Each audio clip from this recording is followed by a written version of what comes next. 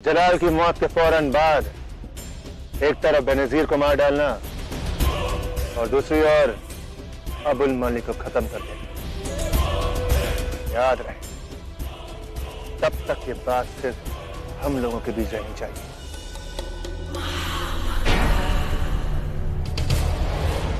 कौन सी बात आदम खान?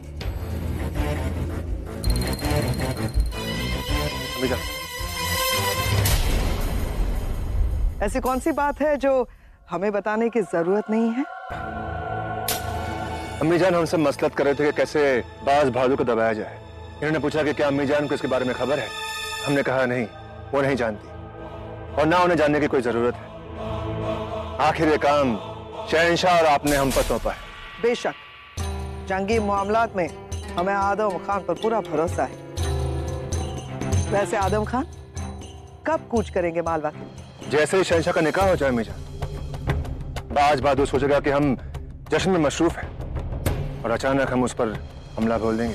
बहुत अच्छी चाल है, बहुत खूब। आप सब लोग निकाह होने तक मुस्तैद रहना। शहंशाह पर एक बार हमला हो चुका है, हम नहीं चाहते हैं कि वो दोहराया जाए। खुदा। पूरा एपिसोड देखिए ZEE5 पर।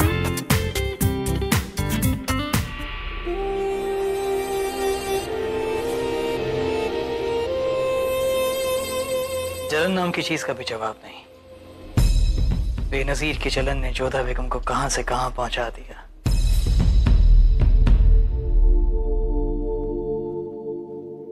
शहंशाह का इकबाल बुलंद हो। कहिए का साहब, क्या मेरा बेनजीर के हुजरे से? पूरे हुजरे की तलाशी ले ली हुजूर, मगर इसके अलावा और कुछ हासिल ना हो सका। क्या है ये?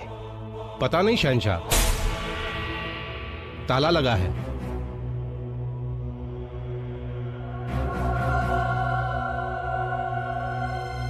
तो तोड़ दीजिए। कहाँ है वो बक्सा? कहाँ है साकिरा? वो यही रखा था हमने, पता नहीं कहाँ है। इसका मतलब है जब हम होजरे में नहीं थे, कोई होजरे में आया था, उसी के हाथ लग गया है वो बक्सा। बेनजीर, अगर वो बक्सा खुल गया तो गजब हो जाएगा।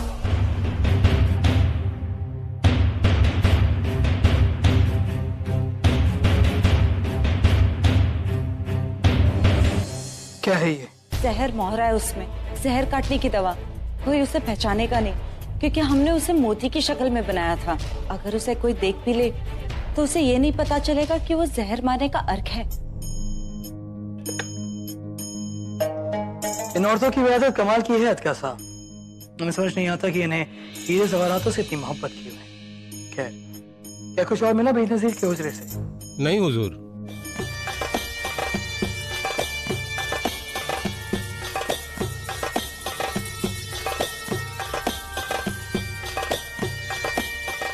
बहुत खूब। अगर तुम लोगों का ये सब हो जाए तो ये सारा सामान दूसरे हुजरे में रखवा देना। रुकैया बेगम, आपसे एक विनती है। ये दिया काफी समय से यहाँ पर प्रज्वलित हो रहा है, आप इसे यहीं रहने दीजिएगा। इसकी ज्योत अपने आप शांत होने दीजिएगा। माफ कीजिएगा जोधा बेगम, मगर ये हुजरा बेनजीर को दिया जाएगा और शायद उन्हें ये सब पसंद ना आए। और वैसे भी यहाँ बेनजीर के महंगे जेवरात रखे जाएंगे, तो हमें दिया हटाना ही होगा।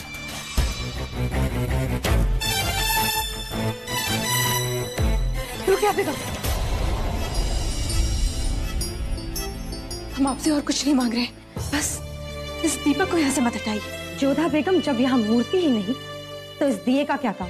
दीपक केवल आस्था का प्रतीक नहीं होता, बल्कि इस संसार में जीवन का भी प्रतीक होता है।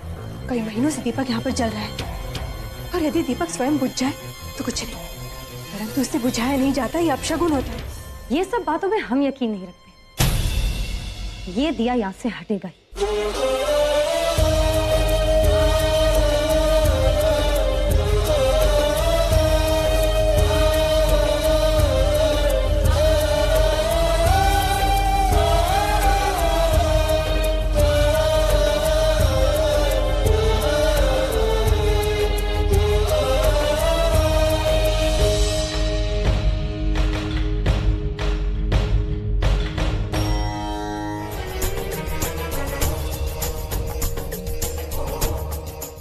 आखिरकार आपकी जलन इतनी बढ़ गई है कि आपने आगरा छोड़कर आमेर जाने का फैसला कर लिया।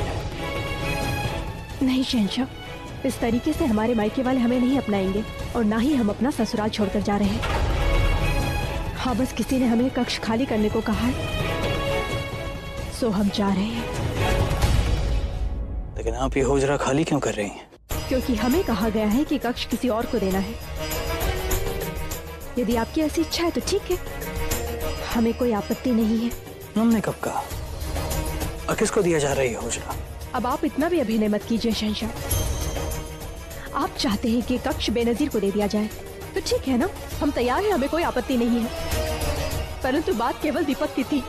दीपक जब तक स्वयं न बुझ जाए उसे बुझाया नहीं जाता है। परंतु इस बात को भी नहीं माना जा रहा ना, तो कोई बात नहीं, इसमें भी हमें कोई आपत्ति नहीं है। जोधा बेगम, आइए हमारे साथ। रख लिया।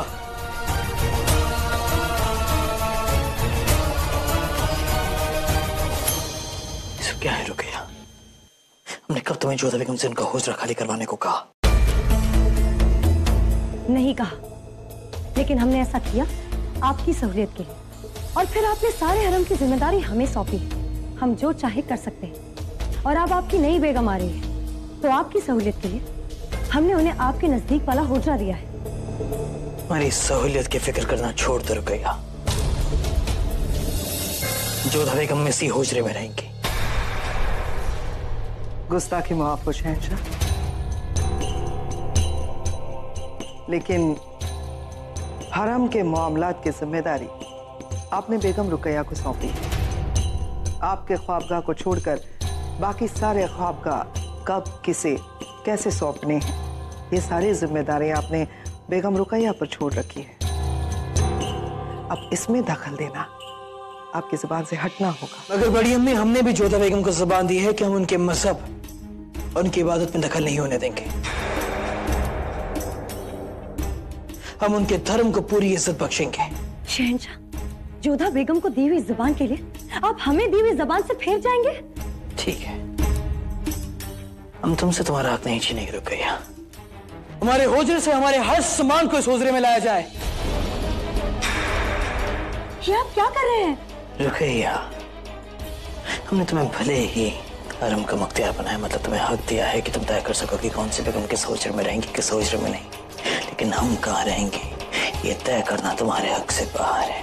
इसलिए हमने फैसला किया है कि हम इसी हुजरे में रहेंगे। हमें समझ में नहीं आता आपका शुक्रिया अदा कैसे करें मलिकाए बेगम। आप मुगल सल्तनत और शहंशाह की मलिकाए खास है।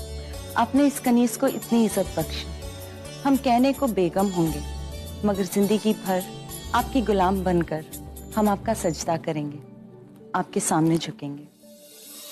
बहुत खूब बेनजीर, अगर तुम्हारा बर्ताव इसी तरह रहा तो यकीन मानो तुम्हें इस हरम में वो मुश्किल कभी नहीं आएगी जो शायद कुछ लोगों को।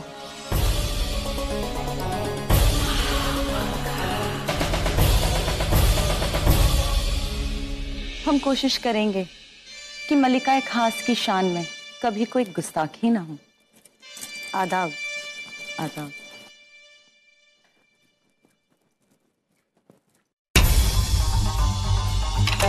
देखा सलीमा बेगम, एक कनीज तक को पता है कि हमारी हैसियत क्या है और हमारे सामने रहने का अदब क्या है, मगर कुछ बेगमों को बेगम होते हुए भी बिल्कुल अदब नहीं है।